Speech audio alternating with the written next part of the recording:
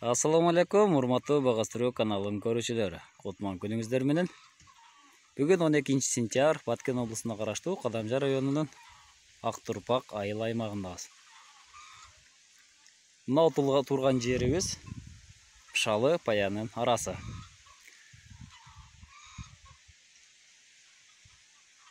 Бул Шалы Пая картага бөлүнгөн. Ошол бир картасында турабыз. Алдыбызда турган Шалы. Шалы жөнүндө маалыматыңыздар бар барыңыздардын. Шалы бул ысык жерде өсө турган өсүмдүк.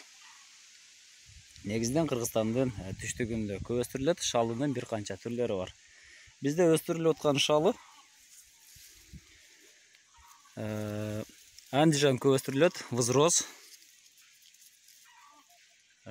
Да кайсы лазер өстүрүлөт. Девизира деген күрүч дагы өстүрүлөт.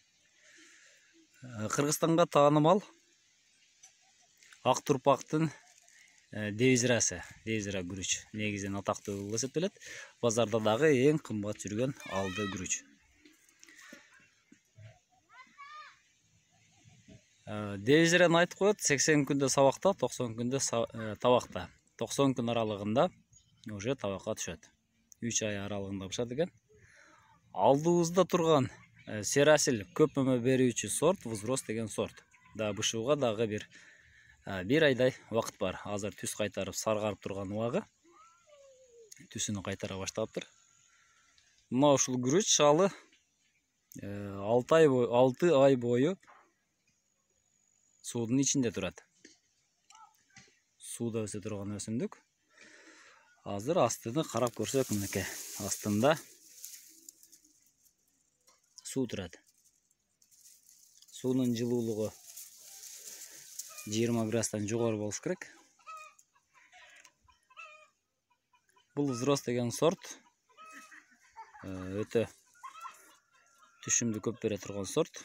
Мынакей түшүмдүү боло турган сорт. Ошон үчүн бул сортту дагы көп ишет. Маңызы ширин, ашка дагы жакшы болот. Мына достор, карталанган сорт. Бүгүн күндүн жылуулугу 30 градустан жогору окшойт, 35ке чейин болушу мүмкүн. Алдың эгилген шалылар оорулуп баштаган. Аркасы октябрь, ноябрга чейин оорулат. Бул комбайн менен оорулуп, кургатылып, контейнерлерде сакталат. Көп жылдык сакталган шалылар бар. Ошол шалыларды аш үчүн сакташат. Канчалык көп турган сайын ошончолук шалы барктуу болот.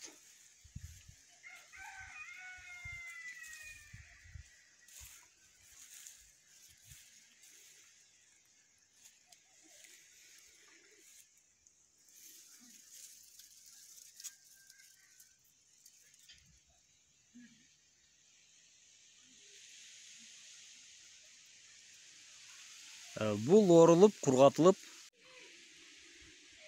шалы апрель айында, май айында бул палдардын арасы айдалып, же чайкалып, атайын тракторлор менен чайкалгандан кийин буга шалы тигилет.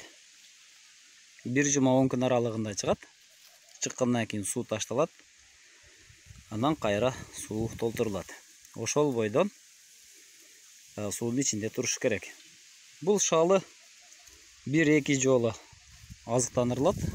Жалаң ошол суунун арасына ташталат. Чайкалган шалылар.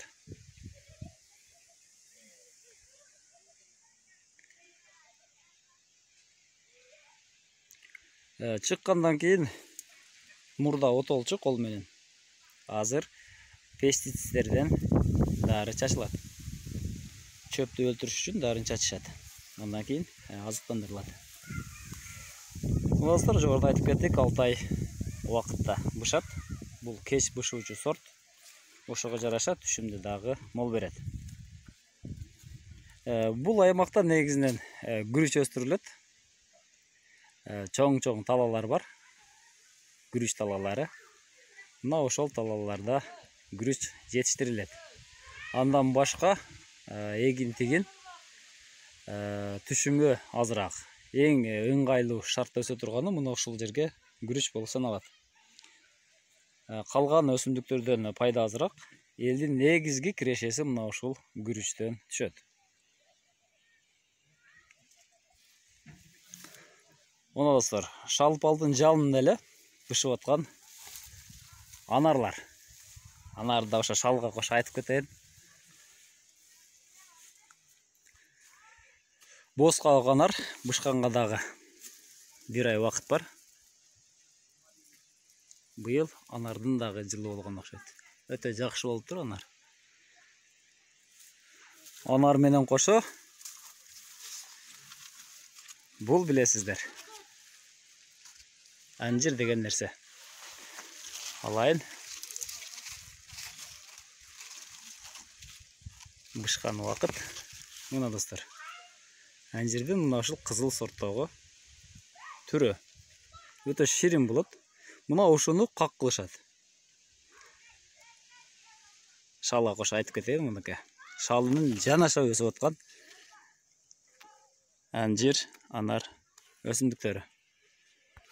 Биздин YouTube каналга катталып, лайк басканды унутпаңыз.